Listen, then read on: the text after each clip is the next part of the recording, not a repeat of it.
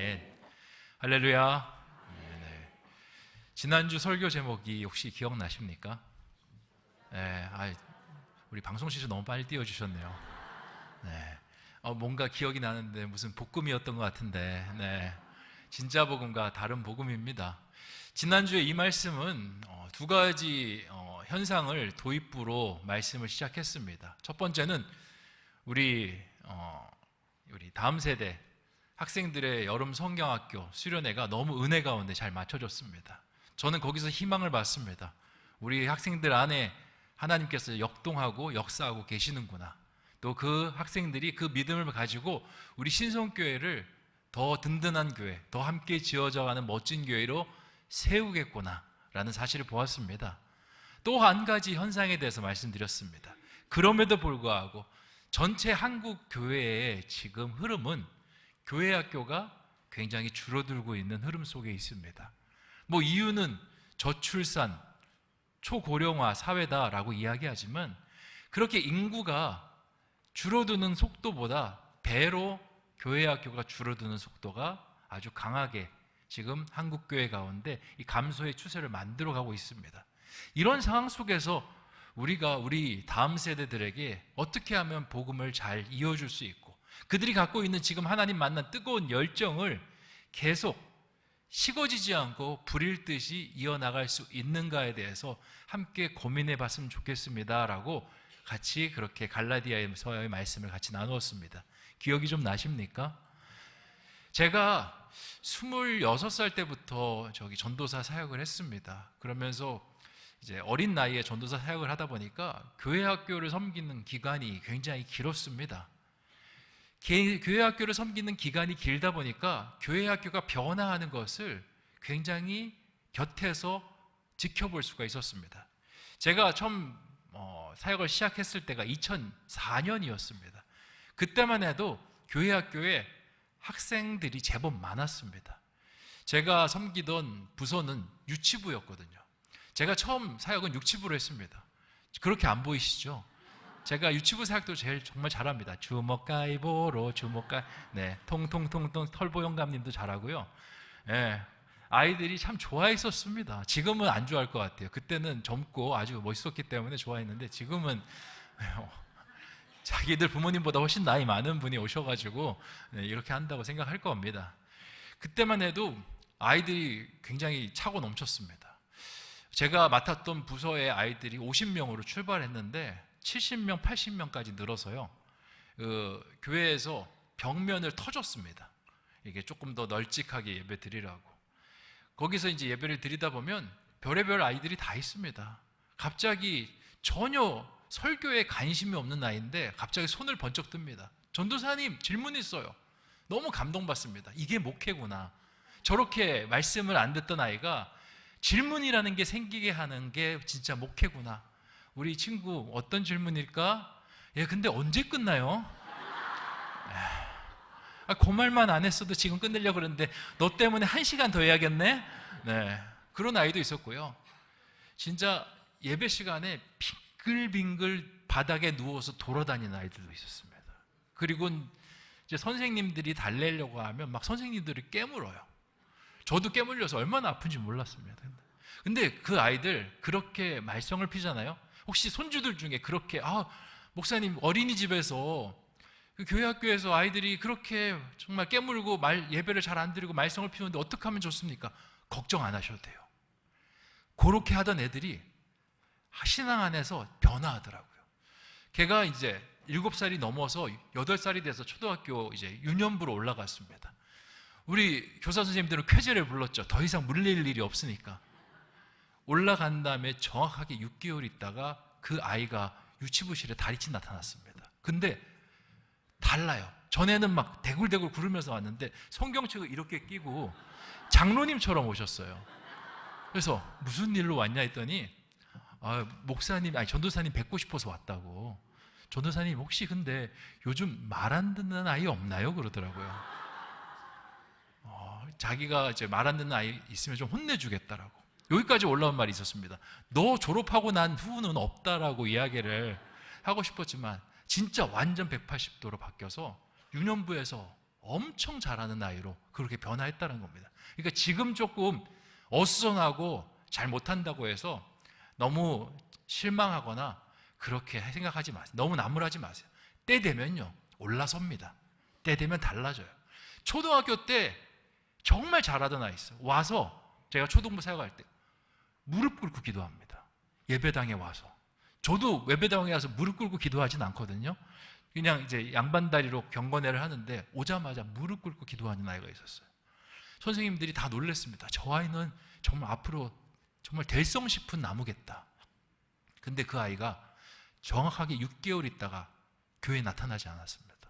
엄마는 왔어요. 근데 없어요. 어디 갔더니 엄마가 이제 교회 학교로 들어가는 모습을 확인한 다음에 싹 빠져나가서 뒤로 놀러 다니는 거예요. 무릎을 왜 꿇었냐? 무릎을 안 꿇으면 엄마한테 혼나기 때문에 꿇었던 거예요. 그래서 딱 무릎 꿇고 무릎 꿇은 상태에서 뒤를 봅니다. 엄마가 가나 안 가나. 가고 난 다음에 이제 자기 마음대로 하는 거예요. 아이들은 모르겠더라고요. 지금 잘한다고 해서 나중에도 잘하는 것도 아니고요. 지금 못한다고 해서 나중에도 못하는 것이 아니구나.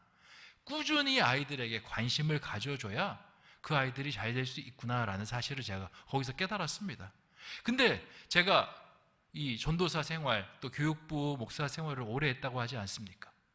2004년을 지나면서 2010년, 15년, 지금 20년, 24년까지 오면서 완전히 달라졌습니다. 교회에 학생들을 찾아보기가 정말 힘들어졌습니다. 정말 농담이 아니라 그냥 하는 말이 아니라 피부로 절감할 정도로 요즘 부흥한다라는 교회 찾아볼 수가 없습니다. 찾을 수 있다라면 신도시, 동탄이나 이런 신도시에 이제 갑자기 주거 지역이 생겨나면서 그런 곳이나 이제 학생들이 많지, 일반 지역은요 교회 학교가 문 닫고 있는 교회들도 있는 것이 현재의 실정인 것입니다. 교회 학교를 오랫동안 봐왔던 저 같은 사람의 입장에서는 지금 교회 학교의 위기는 심각하다. 아니, 심각을 뛰어넘어서 지금은 위기 중에 가장 큰 위기이다라고 말을 할 수 있을 것 같습니다. 왜 이렇게 교회 학교에 아이들이 없게 되었느냐? 학생들과 이야기를 쭉 나눠본 적이 있어요. 학생들이 제가 지난주에 리서치 연구소에서 연구한 내용들을 말씀을 드렸지만 교회 안에서 실망되는 모습들이 너무 많아서 학생들이 교회를 떠난다라고 합니다. 저에게 대놓고 이야기한 청소년도 있었습니다. 저는 어른들이 교회 안에서 예수님 닮은 모습으로 살지 않는 모습 때문에 교회를 떠난다라고 그렇게 이야기하는 학생들도 있었습니다. 근데 학생들뿐만입니까? 청년들은 어떻습니까? 청년들도 그러한 이유 때문에 교회를 떠나는 모습들이 어마어마하게 많습니다. 우리가 신앙생활할 때 우리는 신앙생활을 잘한다라고 생각을 합니다. 왜냐? 주일 성수 열심히 하고요. 그리고 헌금생활 정확하게 하고 그리고 교회 봉사도 나름대로 합니다. 객관적으로 이렇게 밖에서 봤을 때 너무 그 신앙의 육각형이 있다라면 육각형 모습을 아주 정말 이렇게 균형 있게 신앙생활을 잘 하는 모습으로 비춰줄 수 있습니다. 근데 교회에서 우리가 신앙생활을 잘 하는 것은 오케이인데 그럼 우리가 교회 밖에서 우리 자녀들이 보는 삶 속에서 우리가 신앙생활을 어떻게 하나 한번 생각해 보셨으면 좋겠습니다. 지난주 말씀에서 복음은요, 우리가 봉사하고 우리가 주일 성수 잘하고 이런 것이 아니라고 말씀드렸습니다. 그리고 이런 것을 잘해서 천국 백성 되고 구원받는 것이 복음이 아니라고 말씀드렸습니다. 그것은 복음을 우리가 쥐었을 때, 복음에 완전히 우리가 들어갔을 때 하나님께서 주시는 은혜라고 말씀을 드렸습니다. 복음이 지난주에 뭐라고 했습니까? 예수 그리스도. 예수 그리스도가 복음이고 복음의 사람으로 살아간다는 건 그 예수 그리스도를 내 삶에 받아들여서 녹여내는 것이다 라고 말씀드렸죠. 어쩌면 한국교회 안에서 예수 그리스도를 삶에 녹여내는 모습이 사라지면서 교회 학교의 어려움, 한국교회의 부흥의 둔화, 그 넘어서 정체, 쇠퇴, 이 모든 것이 한 번에 맞물려 가는 것이 아닌가라는 생각을 하게 되었습니다. 그렇게 관점을 보고 말씀을 들여다보니까요, 성경에 있는 말씀들도 항상 그런 예수 그리스도라는 복음이 약해질 때마다 그 공동체의 부흥이, 공동체의 성장이 멈추는 것을 보게 되었습니다. 구약시대에 이스라엘 백성들이 가장 부흥했던 시기가 언제냐면 출애굽 해소 광야 시대가 다 끝나고 가나안 땅에 들어갔을 때입니다. 그때 가장 영적으로 뜨거웠어요. 왜냐? 가나안 땅에서 이미 신앙 없는 자들은 다 없어지고 평생 만나와 메추라기, 하나님께서 하늘에서 내려주는 만나와 메추라기를 먹으면서 말씀이 전부인 걸로 알고 태어났고 그렇게 살아온 세대만 남았기 때문에 신앙으로 정말 뜨거웠습니다. 그렇게 가나안 땅으로 들어가더니 가나안 땅이 하나님 나라가 되기 시작했어요. 그리고 다음 세대들한테 복음을 전하는데 누워있을 때든지 일어날 때든지 언제든지 하나님 말씀을 전하면서 점점점 그 땅이 복음으로 충만해지기 시작했습니다. 그러다가 그 복음의 충만이 멈출 때가 있었습니다. 그게 언제입니까?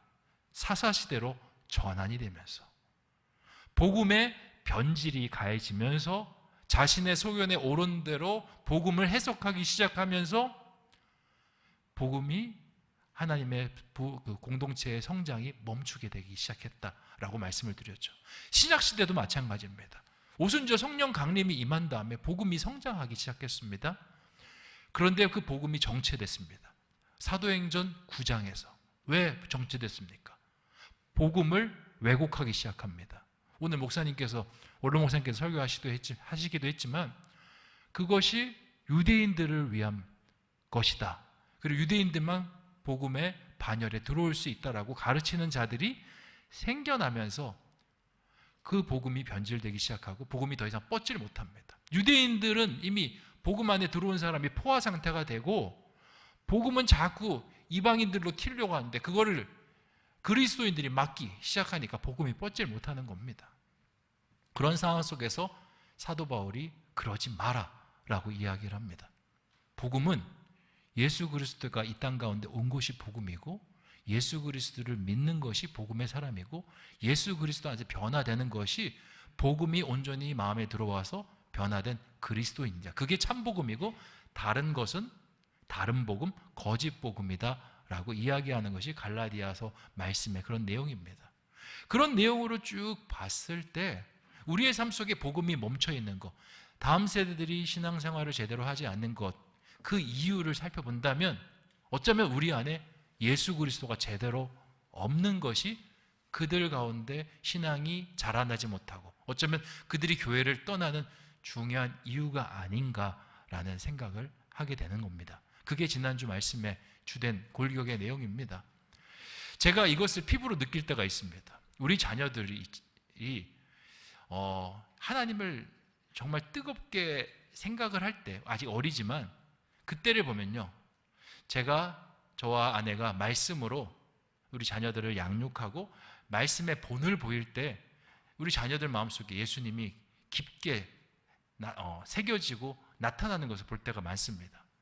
제가 말씀을 읽고 할 때 아이들 입술에도요 어느 순간 말씀이 있고요, 제가 말씀대로 행동할 때 우리 아이들의 행동 속에서도 말씀이 깃들여 있다는 것을 보게 되었어요.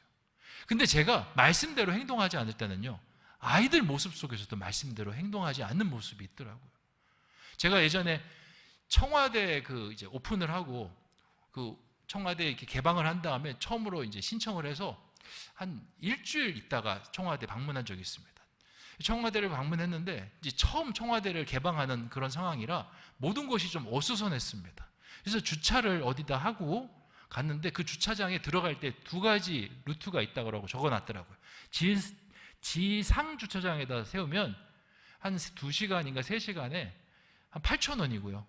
지하 주차장에다 세우면 한 5,000원이라고 그렇게 보고 들어갔습니다. 여러분 어디다 세우겠습니까? 지하에다 세우죠. 저도 지하에다 세웠습니다. 지하에다 세우고 이제 구경하고 나와서 차를 몰고 나오는데 8,000원이 뜬 거예요. 여러분은 어떻게 하겠습니까? 8,000원이 맞나 보네 하면서 10,000원짜리 이렇게 주고 오시겠습니까? 저는 궁금증이 생겼습니다. 왜 나는 8,000원일까? 나는 5,000원을 내야 될 텐데. 그리고는 질문을 했습니다. 거기 일하시는 그 주차 관리하시는 분한테. 제가 지하에다 냈는데요, 선생님, 왜 8,000원이 나왔는지 모르겠습니다. 저는 5,000원을 내야 되는데. 근데 그분이 좀 어수선한 상황 속에서 막 차들이 왔다 갔다 하니까 좀 약간 기분이 안 좋으신 상태였나 봐요. 저보고 뭐라 하시면, 아니 8,000원으로 찍혔으면 8,000원이요 그러는 거예요. 아니 제가 지상에다 댔으면 8,000원을 내는 게 맞는데 지하에다 댔다니까요. 그랬는데 아니 찍혔는데 뭔 이상한 소리 하시냐고 막 이제 뭐라고 하더라고요. 그러다 보니까 이제 저는 설명을 계속하고 그분은 이제 빨리 돈 내고 가라는 식으로 얘기를 하고 하니까 서로 이제 목소리가 커졌습니다. 근데 아내가 이제 툭툭 치면서 그냥 드리고 가자고 해서 나오는데 이제 아이들이 뒤에 있었습니다. 뒤에서 이제 아빠가 이제 큰 소리로 이야기하는 걸 들었나 봐요.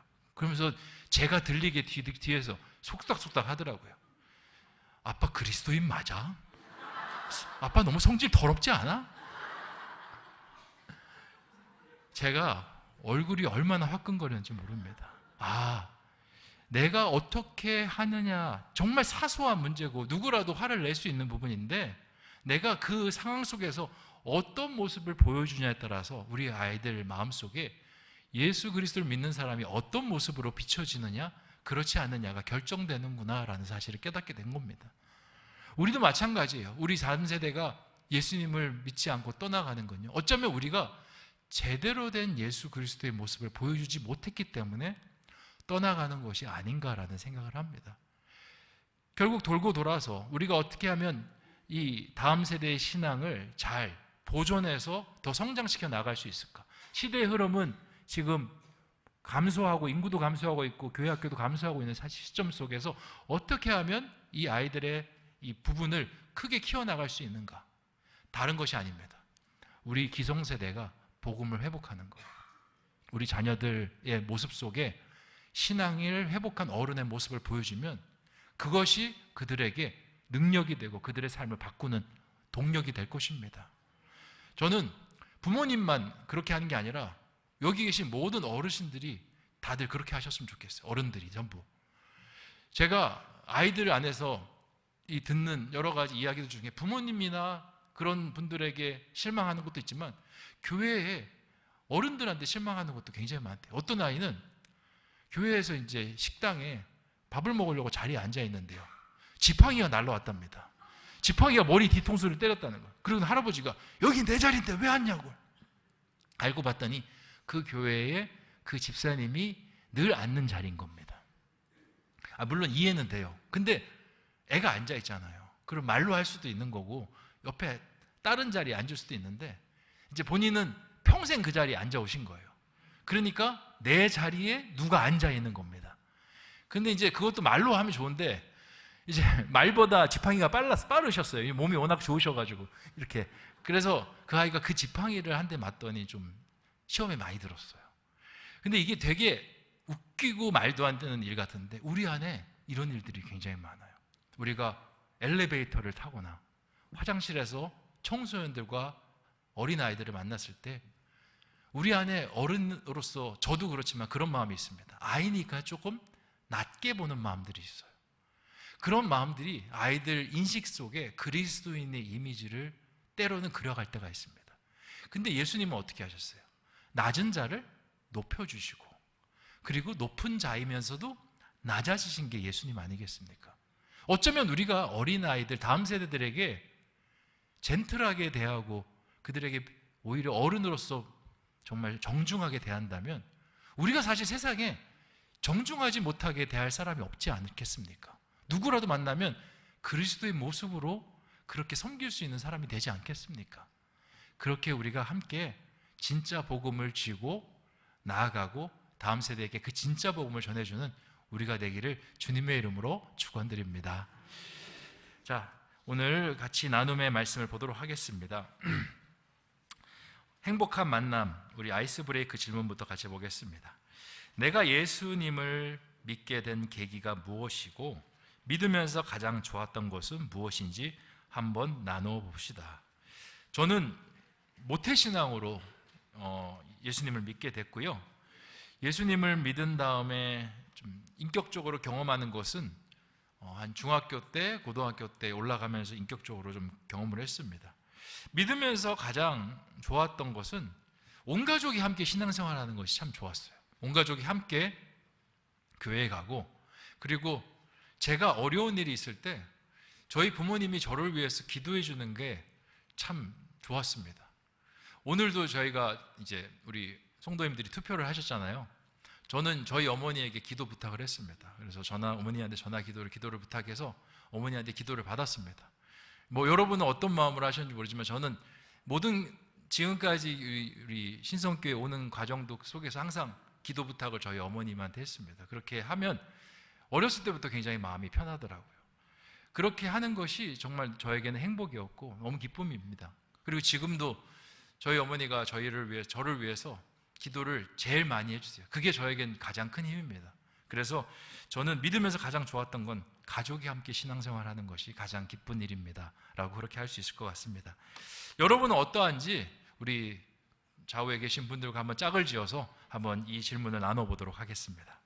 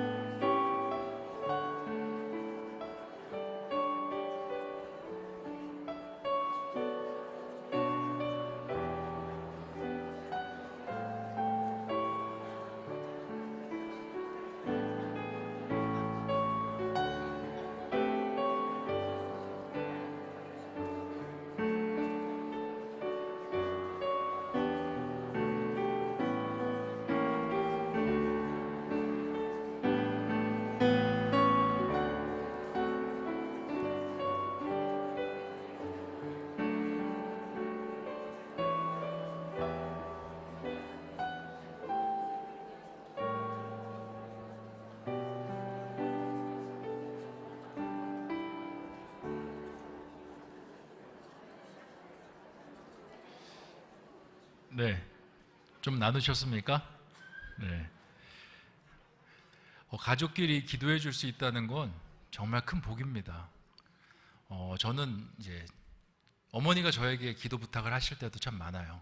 그래서 제가 전화로 어머님에게 기도를 해드립니다. 그러면 굉장히 이 오자간에 정이 돈독해지는 것 같아요. 기도가 가고 기도가 오고. 저는 이 기도가 보좌관의 기도가 나중에 끊겨진다면 너무 슬플 것 같습니다. 네. 우리 자녀들과 같이 영적으로 소통할 수 있을 때 많이 기도해 주셨으면 좋겠어요. 엄마가 아들을 위해서 기도하고 아들이 딸이 엄마를 위해서 아빠를 위해서 기도해 줄 수 있는 것만큼 큰 복은 없습니다. 저희 애들도 저를 위해서 기도 많이 해줍니다. 그래서 제가 뭐 몸살이 걸렸거나 뭐 몸이 아플 때 와가지고 이렇게 기도를 해주더라고요. 예, 기도를 제법 잘합니다. 물론 이 음이라는 이 중간에 이게 좀 길긴 하거든요. 그래서 기도가 꽤 긴 기도가 됩니다. 어쨌든 근데 기도를 받으면 참 행복합니다. 여러분도 그 신앙에 그거에 나눠줄 수 있도록 그렇게 한번 같이 마음을 모으고 먼저 많이 사랑의 기도를 해주셨으면 좋겠습니다. 네, 그 말씀 나누기로 같이 들어가겠습니다. 말씀 적용하기 6절에 사도 바울이 이상하게 여기는 것은 무엇인가요? 6절 말씀에 이상하게 여기는 게 무엇일까요? 네? 네, 6절 말씀을 읽으면 그냥 답이 나올 겁니다. 제가 한번 읽어보겠습니다. 그리스도의 은혜로 너희를 부르신 이를 이같이 속기 떠나 다른 복음을 따르는 것을 내가 이상하게 여기노라. 뭡니까? 다른 복음을 따르는 것. 네, 너무 잘해 주셨습니다. 네.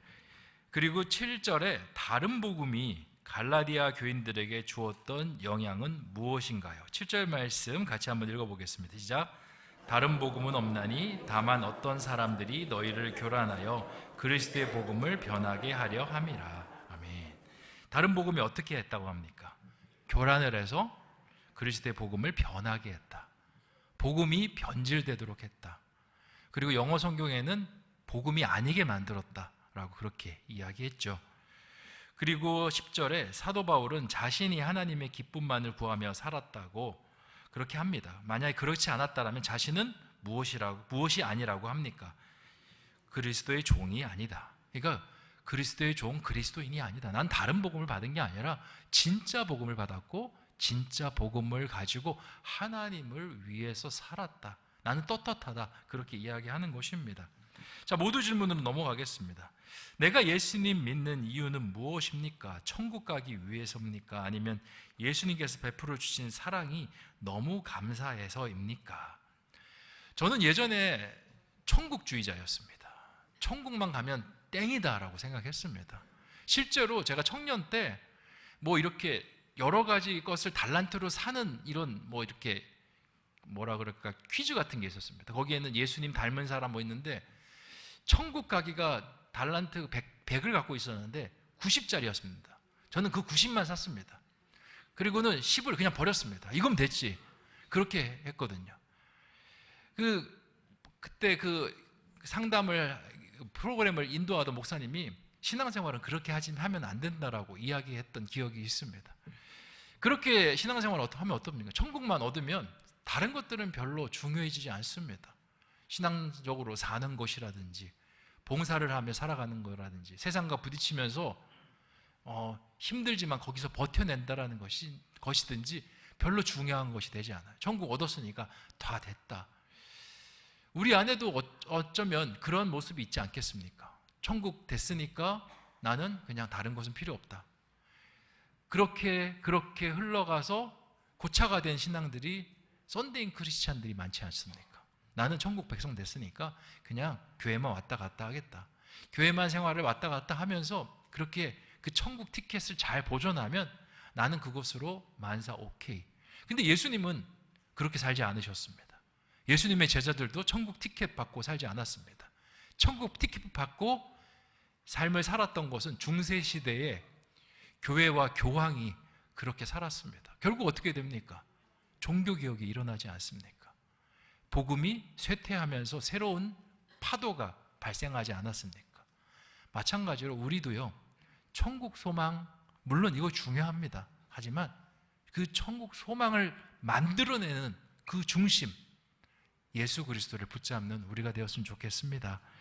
그래서 아니면 예수님을 베풀어 주신 사랑이 너무 감사했습니까? 요즘은 제가 이 예수님의 사랑에 감사하면서 신앙생활을 합니다. 예수님, 저같이 부족한 사람을 하나님 자녀 삼아 주시고, 또 하나님의 귀한 목회를 감당케 해주시고, 또 하나님의 너무 귀한 교회에서 정말 이렇게 말씀도 전하고 함께 신앙생활 하게 하시 너무 감사합니다. 너무 이런 감사들이 마음속에 넘치는 것 같아요. 그러니까요, 신앙생활하고 목회생활하는 것도 신이 납니다. 천국 다 받았는데 내가 굳이 이런 것까지 해야 돼가 아니라 하나님 또 이런 은혜를 주시네요. 또 이런 귀한 분들을 만나게 하시네요. 감사합니다. 감사합니다. 그리고 거꾸로 하나님이 그런 우리의 고백을 들을 때 어떻겠습니까?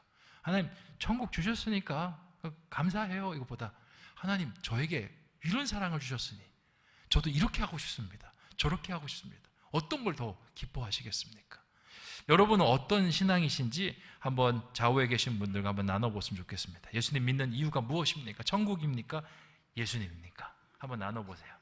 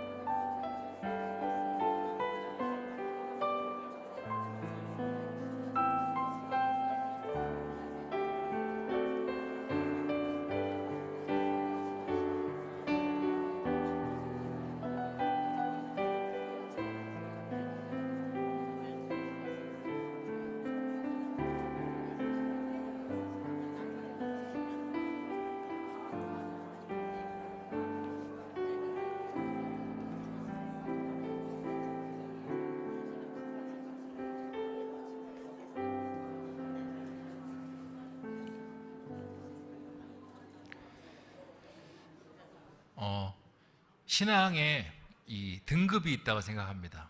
초급이 있고요. 이제 중급, 고급이 있는데 초급은 좀 어린아이와 같이 뭘 준다 그러면 그게 참 기뻐서 이렇게 주님을 따르는 신앙인 것 같아요. 예를 들어 천국에 내가 가게 해주겠노라, 내가 너에게 복을 내리겠노라, 너무 좋아요 주님, 그렇게 나아가는 것이 처음에 주님을 만날 때 초급 신앙인 것 같습니다. 그래서 처음 초신자가 하나님 믿으면 하나님께서 축복을 많이 내려주십니다. 근데 중급으로 넘어가면 이제 하나님께서 조금 더 성숙하기를 원합니다. 우리 아이들도 마찬가지예요. 이거 줄 테니까 공부해, 그게 아니라 네가 공부를 하면 더 많은 것을 하게 되고 누리게 될 것이야. 이제 스스로 깨닫게 하잖아요. 신앙도 마찬가지인 것 같습니다. 하나님 안에 천국 말고도 더 좋은 것이 있다. 예수 그리스도를 만나서 예수 그리스도를 닮으면 더 풍성한 은혜가 있어. 그렇게 가르쳐 주시는 것 같습니다. 우리 신성교회 우리 성도님들은 초급, 중급을 넘어서 아주 고급, 그 예수님이 나고 내가 예수님이 되는 그러한 신앙으로 올라서는 분들이 되셨으면 좋겠습니다. 자, 두 번째 질문. 진짜 복음은 예수 그리스도입니다. 나는 예수 그리스도를 닮는 데 최선을 다하고 있습니까? 예전에 제가 신학교 다닐 때 충격적인 대답을 하는 신학생이 한 명 있었습니다. 신학생들은요, 전도사라고 생각을 해요. 거의 사역을 안 하더라도 준전도사. 그래서 복장이 거의 이제 정장 차림도 많고요. 그리고 머리도 굉장히 단정히 하고 다닙니다. 학교 다닐 때도. 근데 꼭 한 명 튀는 친구가 있었습니다. 머리도요, 장발에다가 신발도 거의 쓰레빠 같은 걸 신고 다녔어요. 그래서 너 학교에만 이렇게 다니는 거지 교회는 이렇게 안 다니지? 했더니 교회도 이렇게 다닌다 그러더라고요. 그러면 너희 교회 담임 목사님이 너보고 뭐라 안 하셔? 그랬더니 뭐라고 했는데 자기가 최근에 아주 쌈박한 답변을 했다고 그렇게 이야기하더라고요. 무슨 답변인데 목사님이 어느 날 자기를 불러서 우리 신학생 누구누구 청년, 그래도 신학교 이제 다니는데 4학년인데 머리도 좀 자르고 스레빠도 좀 교회에 있어서 신고 다니지 마, 말게, 그렇게 이야기를 했다는 겁니다. 근데 그 친구가 목사님한테 뭐라고 대답했냐면, 목사님, 예수님 닮는 건데요? 무슨 소리야? 예수님 머리 기르시고요, 샌들 신으셨잖아요. 저 샌들 신고 있는 거예요. 예수님 닮는 건 그런 것이 아닌 것 같습니다. 예수님의 마음과 예수님의 성품과 예수님의 그 사랑을 담는 게 예수님을 닮는 겁니다. 여러분은 예수님 닮는데 최선을 다하고 있습니까? 물론 여성분들은 머리가 기니까 이제 외모적으로는 많이 닮으셨는데 심정적으로 또 심성과 영성적으로는 어떻게 내가 예수님을 닮고 있는지 우리 좌우에 있는 분들과 한번 나눠서 이야기했으면 좋겠습니다.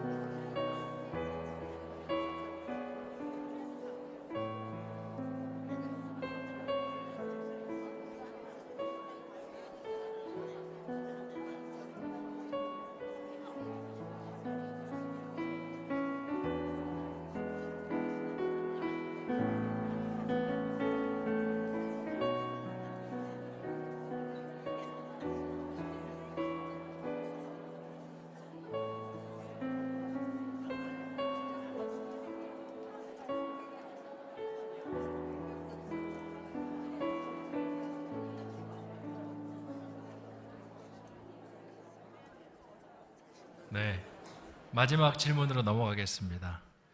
신앙생활에는 두 종류가 있습니다. 나를 좋게 하는 신앙과 하나님을 좋게 하는 신앙. 사도 바울이 하나님을 좋게 하랴, 사람들을 좋게 하랴. 나는 사람들의 기쁨을 구하지 아니하였고 하나님의 기쁨을 구하였다라고 이야기합니다. 나를 좋게 하는 신앙에는 어떤 게 있을까요? 하나님을 좋게 하는 신앙은 어떤 게 있을까요? 방향성인 것 같습니다. 하나님을 향해서 아웃사이더로 밖으로 뻗어나가면 그거는 하나님을 좋게 하는 신앙의 경우가 많은 것 같습니다. 예를 들어 섬긴다라든지 헌신을 한다든지 나를 내어놓는다든지. 근데 내 것을 챙긴다든지 내 것에만 집중한다라든지 그렇게 해야 되면 나를 좋게 하는, 나를 향한 방향에 맞춰진 신앙으로 갈 때가 참 많은 것 같습니다. 오늘 원로 목사님께서 설교하실 때에도 먼저 그의 나라와 그의 의를 구하라고, 방향성이 하나님께 있지 않습니까? 우리가 하나님께 방향을 맞추면 하나님께서 인사이드로 들어오시는 것 같아요. 그리하면 이 모든 것을 너에게 더하시리라. 근데 우리는 인사이드를 먼저 해주시면 아웃사이드, 그리고 인사이드를 통해서 아웃사이드를 나가는 그 방향을 우리는 참 좋아하는 것 같습니다. 그렇게 하면 사도 바울이 이야기했던 나를 좋게 하는 신앙에 그렇게 멈춰 있거나 그렇게 빠지는 경우가 참 많은 것 같습니다. 우리의 신앙이 늘 하나님을 기쁘게 하는 그런 복된 신앙이 되기를 주님의 이름으로 축원드립니다. 마지막 결단하기 같이 읽고 말씀을 맺도록 하겠습니다. 같이 읽겠습니다. 시작. 사랑하는 성도 여러분, 복음은 예수 그리스도입니다. 이것을 어떤 상황에서도 타협이 있거나 변절되어서는 안 됩니다. 우리의 신앙은 항상 여기서부터 시작해야 합니다. 예수 그리스도를 마음에 받아들이고 그분으로 삶을 살아내는 것이 바로 복음에 서 있는 그리스도인의 삶입니다. 세상의 가치들이 교회 내로 들어와 다른 복음 혹은 가짜 복음을 만들어냅니다. 우리는 어떠한 순간에서도 진짜 복음인 예수로 사는 진짜 복음의 사람, 그리스도인이 되시기를 소망합니다. 아멘. 기도하겠습니다.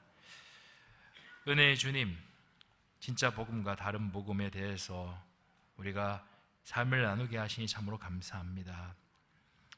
우리 안에 진짜 복음과 다른 복음이 뒤섞여 있습니다. 그리고 때로는 다른 복음이 진짜 복음인 것처럼 행세를 하고 둔갑을 할 때가 있습니다. 하나님, 우리가 영안을 열고 그리고 예수 그리스도의 말씀을 등불로 삼아 늘 진실한 복음, 참된 복음을 붙잡는 하나님의 사람 되게 하여 주시옵소서. 힘들고 어렵고 내 기준에서 그렇게 판단하고 하는 것이 아니라 주님께서 기뻐하시고 기뻐하지 않으시고 거기에 판단을 두고 나아가게 하여 주시옵소서. 그러면 틀림이 없습니다. 그렇게 생겨난 진짜 복음이 나를 복되게 하고 우리의 자녀들과 다음 세대들과 우리의 모든 주변에 있는 사람들을 복되게 할 줄 믿습니다. 그렇게 복된 우리 신성교회 되게 하여 주시옵소서. 감사를 드리오며 모든 말씀 예수님의 이름으로 기도하옵나이다. 아멘.